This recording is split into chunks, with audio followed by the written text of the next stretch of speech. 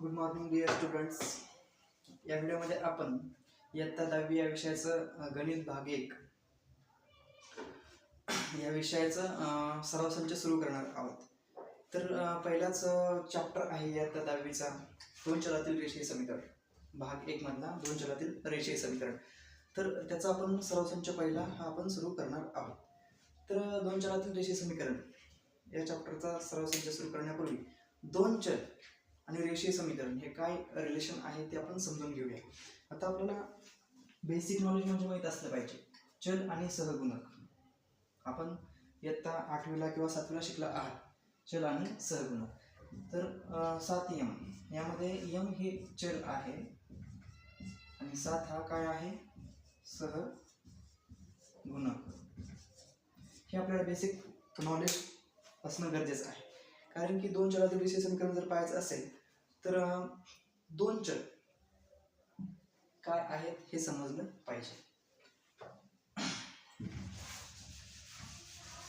तर आता कुठल्या समीकरणाला दोन चलातील समीकरण आपण म्हणणार हा एक प्रश्न आहे की नाही आपल्या समोर आहे. तर ज्यामध्ये दोन चल असतात आणि त्या प्रत्येक चलाची कोटी एक असते त्या समीकरणांना दोन चलातील रेषीय समीकरण असे म्हणतात. ज्यामध्ये दोन चल असतात. सपोज आता उदाहरण 1 4m + 5n = 12 = 12 हे दोन चलातील समीकरण आहे की नाही. तर यामध्ये पहा मित्रांनो m एक चल आणि n एक चल दोन काय आहेत चल म्हणजे दोन चल वापरतात आणि या प्रत्येक पदाची कोटी किती आहे एक आहे. म्हणून 4m + 5n = 12 हे दोन चलातील रेषीय समीकरण आहे. तर आपण उशीर न करता डायरेक्ट आपण आपल्या सराव संचाला सुरुवात करूया. दोन चल आणि प्रत्येक पदाची कोटी ती असली पाहिजे एक असली पाहिजे. त्याला दोन चलातील रेषीय समीकरण आपण म्हणणार. दोन चलातील रेषीय समीकरणाचं सामान्य रूप काय असतं. जर तुम्हाला एक्झामला विचारलं एक मार्कसाठी क्वेश्चन येऊ शकतो दोन चलातील रेषीय समीकरणाचे सामान्य रूप. तर काय असतात कशा आहे सामान्य रूप ax + by - c = 0 हे दोन चलातील रेषीय समीकरणाचे काय आहे प्लस आहे. दोन चलातील रेषीय समीकरणाचं सामान्य रूप आहे.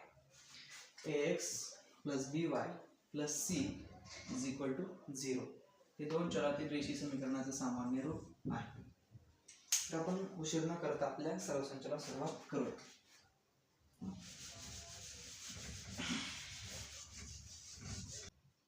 ओके. तर पहिला प्रश्न आहे आपला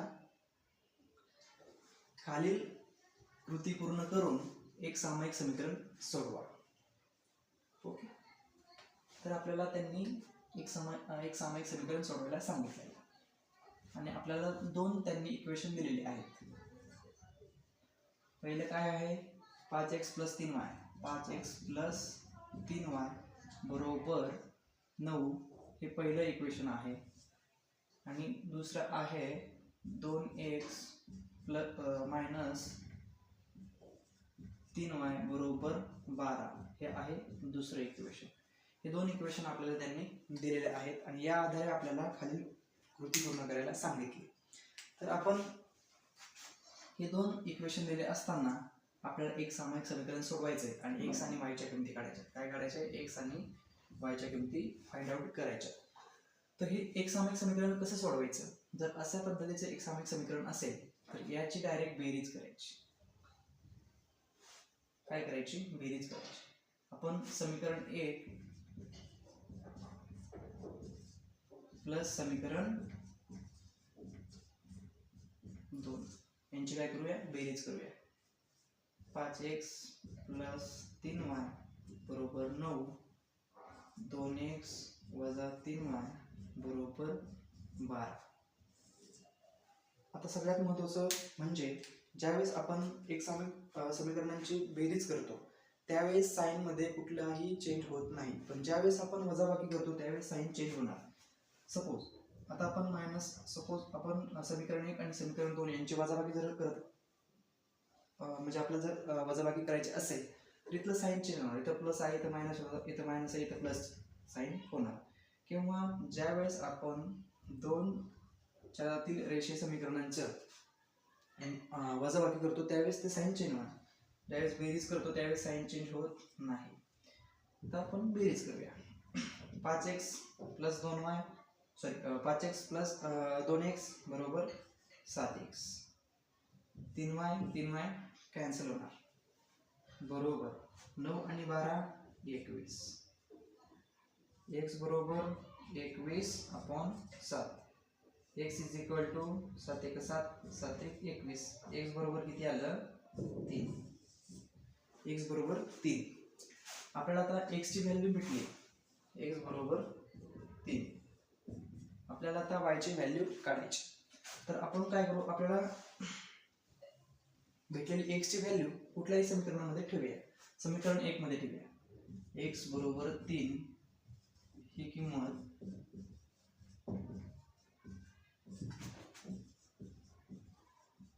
समीकरण 1 मध्ये ठेवू.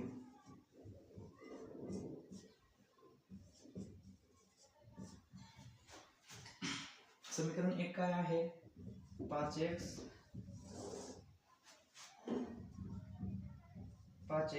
प्लस 3y बरोबर 9. हे आपलं समीकरण 1 आहे. 5x ची किंमत किती आहे 3. 3y बरोबर 9. 5 त्रिक 15 प्लस 3y बरोबर 9. ओके. तर आपल्याला y ची किंमत आता फाइंड आउट करायची. 3y बरोबर काय होईल 9.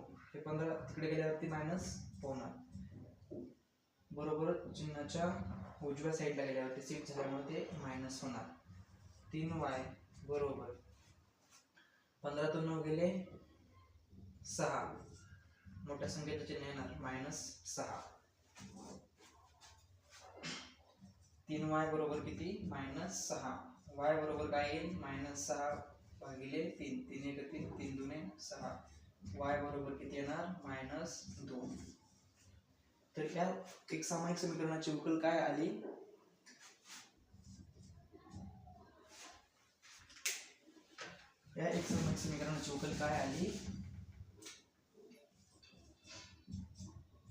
xy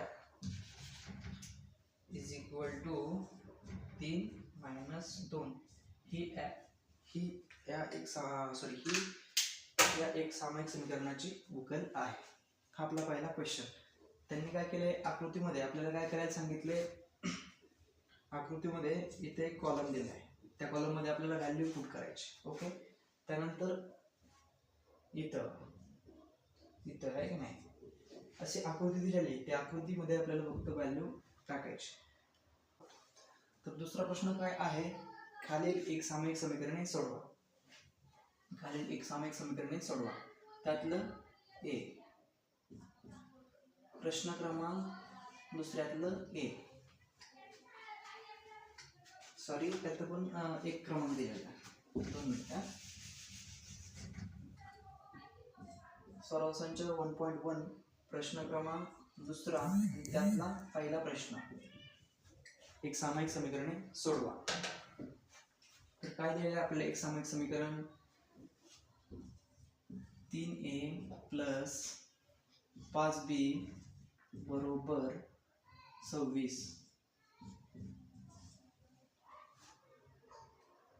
a plus 5b plus 22 बरोबर 22. हे आपल्याला इक्वेशन दिलेत आणि या आधारे आपल्याला काय करायचंय एक समीकरण सोडवायचे. तर इथं आपण पाहू शकतो 5b. मग ह्या उदाहरणाचं आपण जर ऑब्झर्वेशन केलं तर आपल्याला समजतंय या उदाहरणामध्ये आपण जर वजाबाकी केली तर 5b कट होईल. आपल्याला a ची किंमत मिळेल. त्यानंतर आपण b ची किंमत फाइंड आउट करू शकतो. तर फर्स्ट आपण इक्वेशन 1 आणि इक्वेशन 2 यांची वजाबाकी करूया. 3a प्लस 5b बरोबर 26 वजा a प्लस 5b बरोबर 22.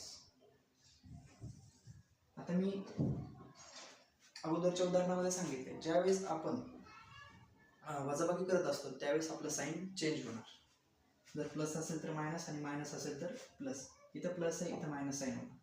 इथं प्लस आहे, इथं मायनस साईन होणार. इथं प्लस आहे, इथं मायनस साईन होणार.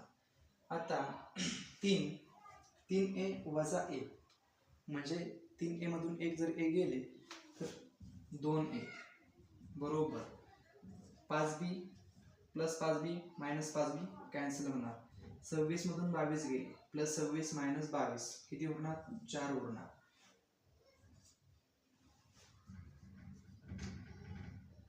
2a बरोबर 4, a बरोबर 4/2, बेगबे बेदुने 4.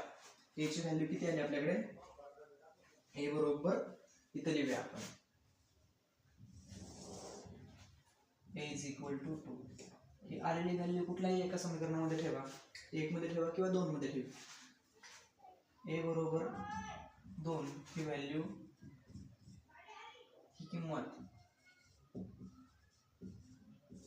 समीकरण 1 मध्ये ठेवू.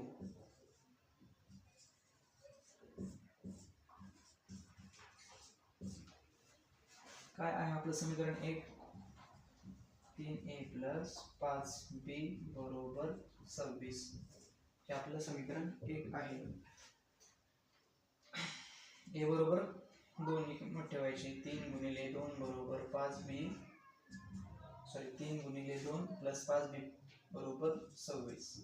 3 दुने 6 प्लस 5b बरोबर 26. 5b बरोबर 26.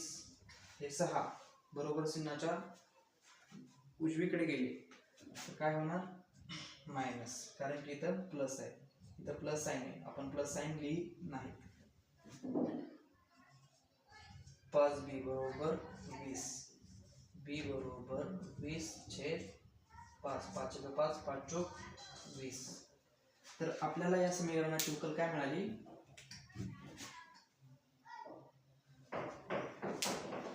या समीकरणाची आपल्याला उकल काय मिळाली? a बरोबर 2 आणि b बरोबर 4.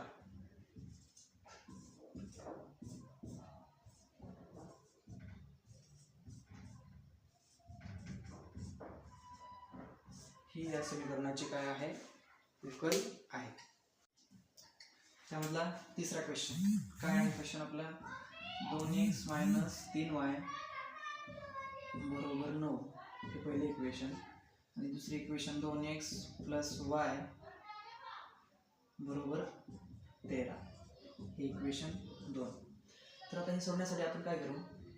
इक्वेशन 1 आणि इक्वेशन 2 यांची वजाबाकी करू. मग इक्वेशन 2 मधून इक्वेशन 1 मायनस करू. समीकरण 2 मायनस समीकरण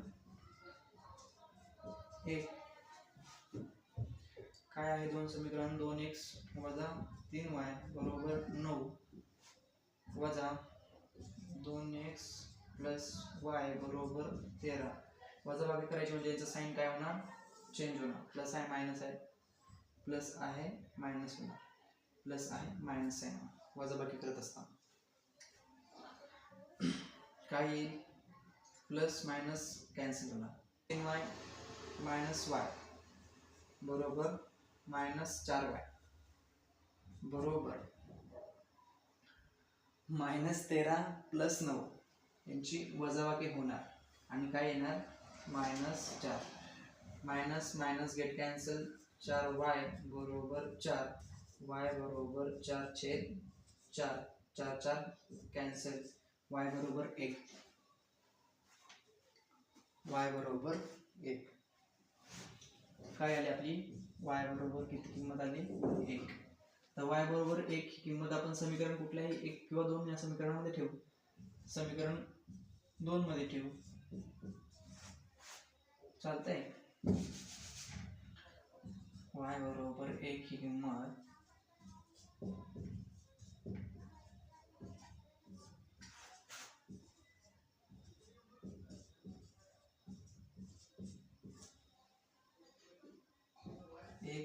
ठेवा, सॉरी 2 मध्ये ठेवा.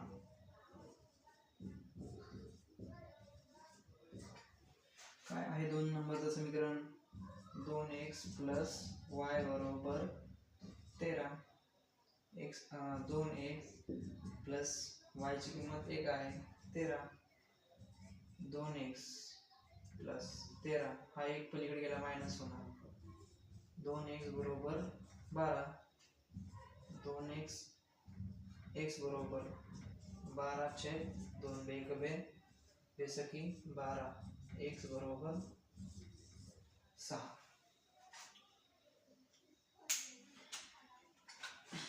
तर या समीकरणाची उकल काय आहे? बरोबर 6 आणि 1 ही या समीकरणाची उकल